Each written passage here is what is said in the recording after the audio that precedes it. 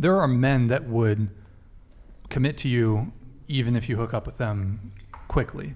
I mean, if you're gonna view it in that context, then how would you account for like people who are non-monogamous but still choose to be committed in a long-term sense to one partner?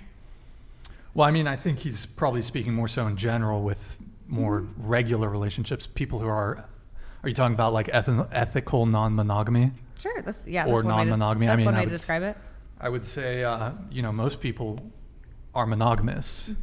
So, I mean, sure, and I don't know how many people are polygamous or ENM or whatever you want to call it, but I think he's probably talking about more standard relationships. But yeah. You got cut. Andrew, by the way, I forgot if I mentioned, thank you for the 20 gifted. Were you cut off? Did you? Oh, I mean, it's true. Like, we lowered the price of sex. Like, we did that collectively as women. If we all woke up tomorrow and required men to marry us for the cookie, like they would, you know what I mean? But it's one of the... Oh.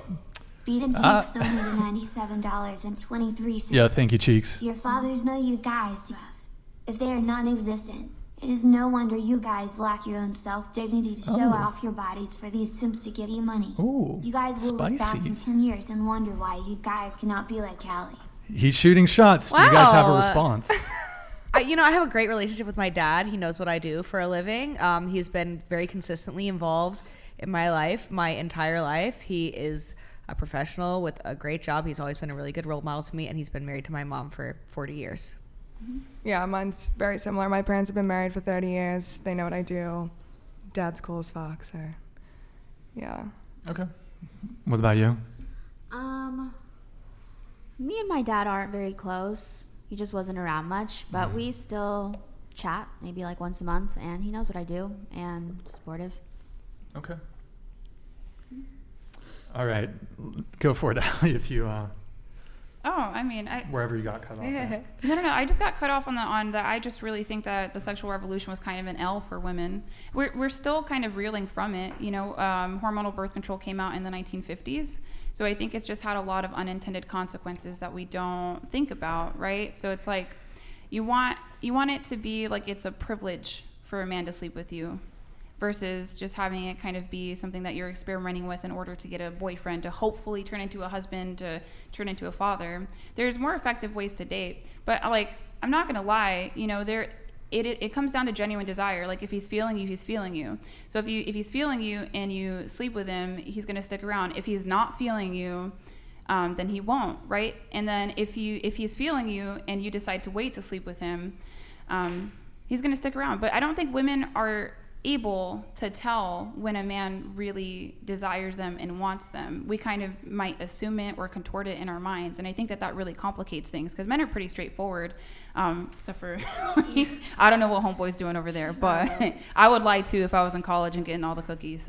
So when you're like saying stuff like thinking that the sexual revolution is an L for women, and this is not me like making a judgment on whether it was or not, like, what are you thinking of as like desired endpoints? What would need to happen for you to say, okay, this cultural movement was a win for women? I don't think that it was a win for women. I don't think it was a win for men either. Oh, no. That's not what I'm asking. Like, what it would take? I'm saying, what is something, like, what is a desired outcome for you? Like, that's determining how you're judging this. I get you. So I guess, like, what would be optimal when it comes to the sexual revolution and it being a dub was really, it would have to be that married couples are not forced to have multiple children because of the lack of access to birth control. But that's not really what's going on right now. Like, that would be different. Yeah, because it, like, wait, I don't understand. I don't get okay, how that correlates. No, I can explain it, right? So it's like before hormonal birth control, right? Like, women who wanted to have sex with their husbands, they tended to get pregnant a lot. and that was really challenging for people to sustain. Right. Yeah. So in order for the sexual revolution to be a dub, it would be optimal, in my opinion, that married couples have more autonomy over the amount of children that they produce. Outside of that, you know, I don't think it was the best thing. There's also like really negative impacts to hormonal birth control, because when I think about the sexual revolution, we could get into the ideological, progressive, feminist spin of it, but I mostly kind of just focus on the pill, because the pill changed everything, and it changes the way that we choose men. I don't know if you guys know that. Do you? No. Birth control changes the way that you smell men. Oh, cool. Yeah. Like so smell their pheromones?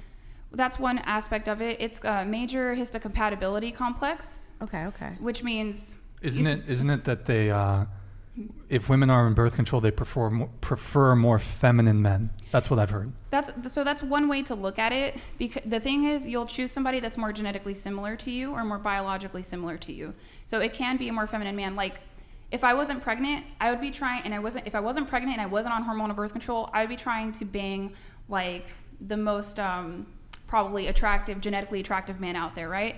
But now that I am pregnant, if I am going to have sex with a man, then it would be more so about mate retention, because I'm looking for protection because I'm pregnant. It's like a different goal, right? We're wanting to have this more specific man impregnate us and this other kind of man to like protect us in pregnancy. Optimally, it would be both men.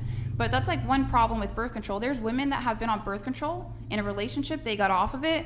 They're like, I don't really like this guy anymore. It's happened on multiple occasions. You can totally look it up. Plus, it's also considered a carcinogen. So that would be the dub, is that married couples got more autonomy over having children, and women at the sociosexual extremes just had more autonomy over having children as well.